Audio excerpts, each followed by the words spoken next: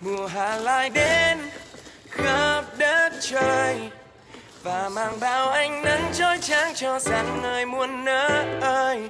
Nào gạt bỏ đi hết bao rối bời, hòa vang theo tiếng hát vút cao cho rằng người muôn nơi.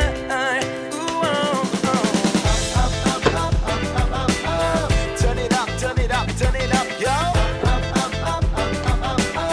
I feel good, baby. Turn it up, turn it up, turn it up, yo. I feel good, baby. Đôi khi ta quên đi những tháng năm bất thường, khi xưa luôn rong chơi chờ mong những mùa hạ đến. Nhưng nay bao âu lo luôn khiến ta rối bời, chẳng còn giây phút sẽ chia bao điều hạnh phúc. Cả đi buồn bề lo âu để sắm đôi ta gần bên nhau, cho nắng tràn bờ vai gió nhẹ khúc hát bên tai,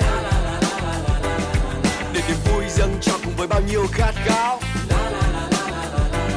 Ta như bay lượn cùng với mây gọi mùa hè đây đang tới đây. Lại đến khắp đất trời và mang bao ánh nắng chói chang cho rằng người muôn nơi.